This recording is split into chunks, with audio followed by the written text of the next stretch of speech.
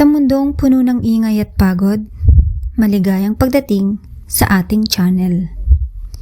Isang lugar kung saan maaari kang humiga, magpahinga, at makinig sa mga kwentong magdadala sa iyo sa iba't ibang mundo. Pwede mo itong pakinggan kahit nasaan ka, habang naglalakad, nagpapahinga, o bago matulog. Pumikit, makinig, at hayaan ang bawat kwento ang magdadala sa iyo sa katahimikan. At ito ang ating kwento. Ang tawag mula sa hindi kilala. Alas 12 na ng gabi nang biglang tumunog ang cellphone ni Marco. Isang unknown number. Sa una, hindi niya pinansin, pero paulit-ulit itong tumatawag. Hanggang sa napilitan siyang sagutin. Hello? Tahimik, pero may naririnig siyang mahinang paghinga sa kabilang linya. Hello? Sino to? Biglang may bumulong. Marco? Nanlamig ang buong katawan ni Marco. Paano mo nalaman ang pangalan ko? Tanong niya at kinakabahan. Hindi agad sumagot ang nasa kabilang linya. Pagkatapos ng ilang sekundo, muling nagsalita ang boses. Naalala mo pa ba ako? Napaupo si Marco sa kama. Pinilit niyang alalahanin kung sino iyon. Hindi. Sino ka ba? Tumawa ng mahina ang boses. Isang malamig at halos pabulong na tawa. Ako yung iniwan mo. Biglang bumalik sa isip ni Marco ang isang alaala. 3 taon na ang nakalipas. Isang gabi rin, umuulan. May babaeng humingi ng tulong sa kanya sa kalsada. Basang-basa, nanginginig. Pero hindi siya tumigil. Natakot siya noon at pinili niyang umalis. Kinabukasan, nabalitaan niya. May babaeng natagpuang patay sa lugar na iyon. Hindi niya iyon pinansin. Pinilit niyang kalimutan. Pero hanggang ngayon, Hindi totoo yan, bulong ni Marco sa sarili. Pero muling nagsalita ang boses sa phone. Iniwan mo ako. Mas malakas ang hangin sa labas para may kumakatok sa bintana. Dahan-dahang tumayo si Marco. Lumapit siya sa bintana at doon niya nakita isang babaeng nakatayo sa labas. Basang-basa. Nakatitig sa kanya. Parehong-pareho sa alaala niya. Biglang namatay ang ilaw at naputol ang tawag. Tahimik. Tanging tunog lang ng ulan ang naririnig. Nanginginig si Marco habang hinahanap ang kanyang cellphone. Bigla itong nag-vibrate. May bagong message mula sa parehong unknown number. Bakit mo ako iniwan? At kasunod nito, may picture. Dahan-dahan niyang binuksan at napasigaw siya. Ang larawan, kuha mula sa loob ng kwarto niya. At siya ang nasa litrato. Nakatayo sa likod niya ang babaeng nakangiti.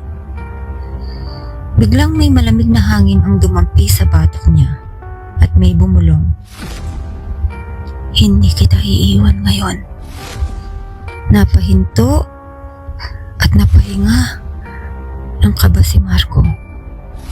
Unti-unting namatay ang lahat ng ilaw sa bahay at ang huling narinig niya ng tunog ng kanyang sariling cellphone. Tumatawag muli, unknown number. Pero sa pagkakataong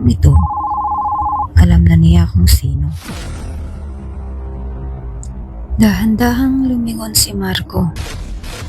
Hindi niya gustong gawin.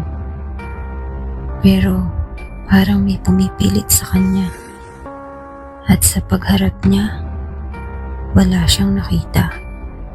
Walang tao, walang babae. Tahimik. Pero mas nakakatakot ang katahimikan. Mali lang to. Guni-guni lang. Pilit niyang sinasabi sa sarili. Biglang tumunog ang cellphone ulit. Unknown number. Sa pagkakataong ito, hindi na siya nagdalawang isip. Sinagot niya agad. Anong gusto mo? Tahimik. Pero maya-maya, may narinig siyang boses. Hindi na ito galing sa cellphone, kundi sa likod niya. Hindi mo na ako matatakasan. Nanlaki ang mata ni Marco. Unti-unti siyang napaiyak. Pasensya ka na. Hindi ko sinasadya. Natakot lang ako. Dahan-dahang lumamig ang paligid. Parang may presensya na lumapit. At iniwan mo ako. Habang ako namamatay. Napaupo si Marco sa sahig. Wala na siyang takas. At wala ring lakas tumakbo. Wala na siyang lakas sumigaw.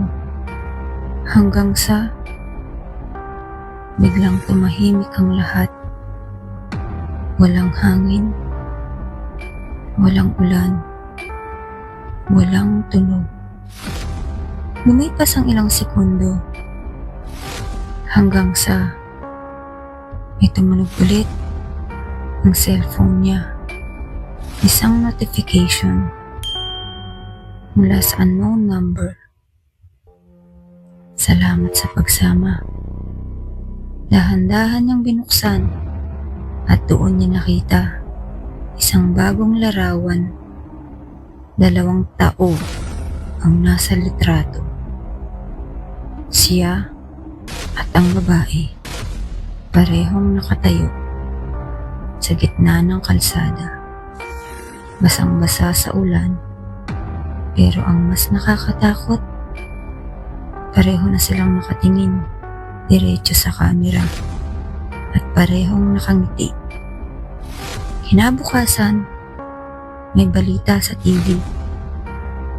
Isang lalaki natagpo ang patay sa kanyang kwarto. Walang sugat, walang palatandaan ng pakikipaglaban, pero sa mukha nito, may bakas na matinding takot. At sa kanyang kamay, higpit niyang hawak ang cellphone na hanggang ngayon ay patuloy pa rin tumatawag ang unknown number. At kung sakaling marinig mo ito, may tumatawag sa iyo mamayang gabi, siguraduhin mong kilala mo kung sino ang sasagot.